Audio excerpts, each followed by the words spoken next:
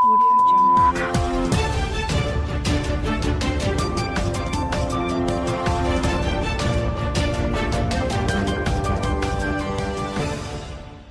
नमस्कार, ये रेडियो प्रज्ञा है। अब आप आर के भट्ट से प्रज्ञा टाइम्स सुनिए। पहले सुर्खियां।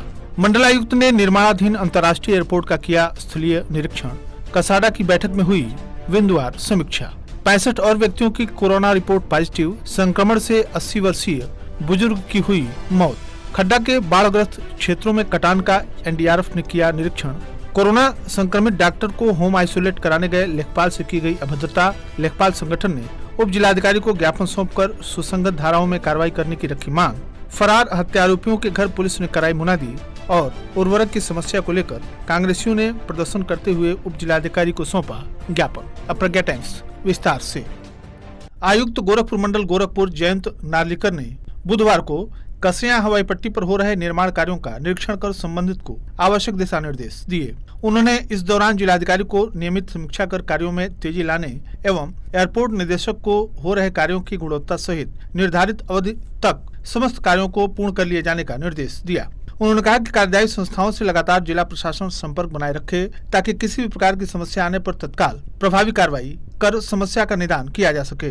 श्री नालिकर ने इस अवसर पर कहा कि इंटरनेशनल एयरपोर्ट जनपद एवं मंडल के लिए गर्व की बात है। उन्होंने कहा कि आसपास के नागरिकों सहित आम जन से एयरपोर्ट में किसी प्रकार की क्षति न हो, इसके लिए भी सभी का सहयोग अपेक्षित है।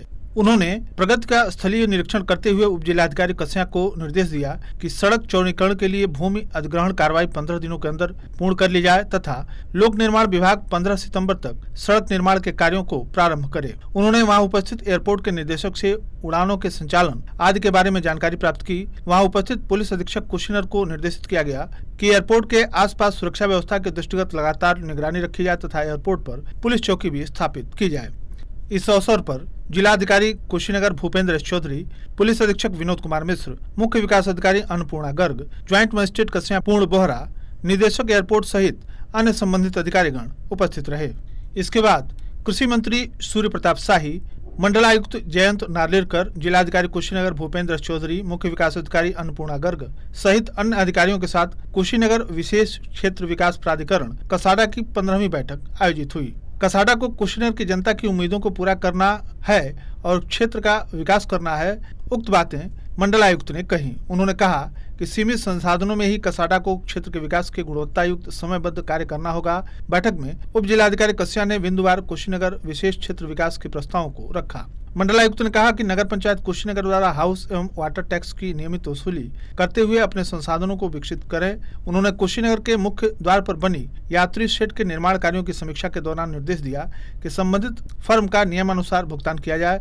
उन्होंने कुशीनगर में निर्मित मॉडर्न शौचालय तत्काल हैंडओवर लेने का निर्देश नगर पंचायत कुशीनगर को दिया। जनपद देवरिया में कसाडा के सीमा क्षेत्र के स्वागत गेट बनाने का भी निर्देश दिया गया। मंडलायुक्त ने पथिक निवास में निर्माण कार्य, कुशीनगर में विपत्तना केंद्र, बौद्ध संग्रहालय का भी निर्माण कार्य, 6 विभिन्न परियोजनाओं के डीपीआर बनाकर प्रस्तुत करने का निर्देश पर्यटन विभाग एवं लखनऊ से आए विश्व बैंक परियोजना अधिकारियों को दिया। बैठक में जिलाधिकारी देवरिया सहित संबंधित अधिकारीगण उपस्थित रहे।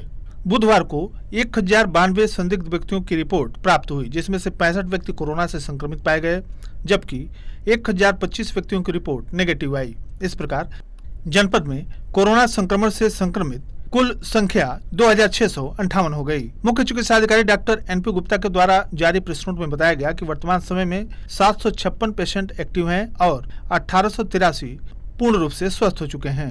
बुधवार को प्राप्त रिपोर्ट में दुधई में 2, कस्या में 10, फाजिलनगर में 10, नेबुआ में 1, पटरौना में 2, सुकरौली में 7, हाटा में 5, खड्डा में 11, मोतीचक में 2, तमकुही में 4, विशुनपुरा में 6 संक्रमित पाए गए।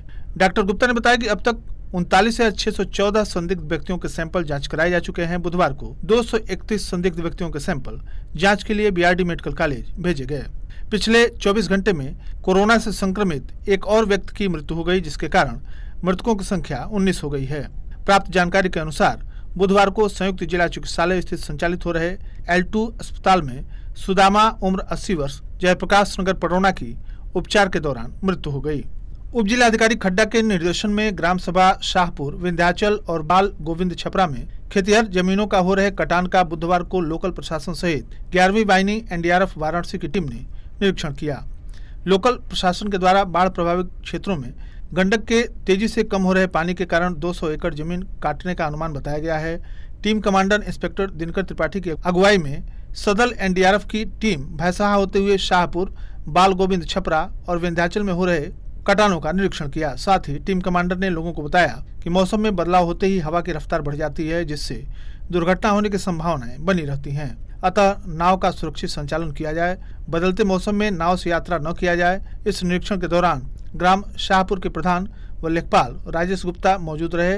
एनडीआरएफ टीम की तरफ से मुख्य आरक्षी सुजीत कुमार दुबे, सिपाही सरोज, अमर ज्योति, ब्रजेश, दीप्तेश, रमेश पांडे, रामनिवास, अमितेश आदि उपस्थित रहे। 25 अगस्त को तुरकहां सीएचसी पर लेखपाल जयप्रकाश सरोज कोरोना से संक्रमित पाए गए डॉक्टर के कॉन्टैक्ट लिस्ट का पता लगाने तथा अस्पताल को सील कराने की कार्रवाई के लिए गए थे, जिसके उपरांत संक्रमित डॉक्टर के द्वारा अपने साथियों के साथ उक्त लेखपाल से अभद्रता करते हुए हाथापाई की गई, जिसको लेकर उत्तर प्रदेश लेखपाल संघ कुशीनगर के जिलाध्यक्ष अशोक कुमार वर्मा, जिला मंत्री वंश बहादुर यादव, तहसील अध्यक्ष खड्डा ब्रिजनारायण सिंह, तहसील मंत्री विभव शर्मा, लेखपाल योगेंद्र गुप्ता, शैलेश मिश्रा, अध्यक्ष तमकुहीराज, अवनीश उपाध्याय, मंत्री तमकुहीराज तथा खड्डा तहसील के लेखपालों की उपस्थिति में उप जिलाधिकारी खड्डा को एक मांग पत्र सौंपा गया, जिसके अंतर्गत लेखपालों ने उक्त संक्रमित डॉक्टर एवं उनके साथियों पर सुसंगत धाराओं में मुकदमा पंजीकृत कर निष्पक्ष जांच कराते हुए आवश्यक वैधानिक कार्रवाई करने की मांग की है। लेखपाल संघ ने बताया कि डॉक्टर संक्रमित होने के बावजूद मरीजों को देख रहे थे। इस घटना में लेखपाल जयप्रकाश सरोज को गंभीर चोटें आई हैं। हाटा कोतवाली क्षेत्र के गांव कोरौली निवासी पत्रकार ब्रजेश शुक्ल के पुत्र आकाश की मौत बीते 29 जुलाई को इलाज के दौरान लखनऊ के निजी अस्पताल में हो गई थी। आकाश को गांव के ही कुछ लोगों ने 26 जुलाई को बुरी तरह से मारा पीटा था। इस मामले में पुलिस ने गांव के 7 लोगों के विरुद्ध धारा 302, 307 आईपीसी के तहत मुकदमा पंजीकृत किया था। मामले में अब तक 4 आरोपियों को पुलिस ने जेल भेजा है, जबकि आरोपी जगदम्बा सिंह पुत्र अनंत सिंह, कालिंदी सिंह पत्नी जगदम्बा एवं रंजना पत्नी रामनिवास सिंह फरार हैं।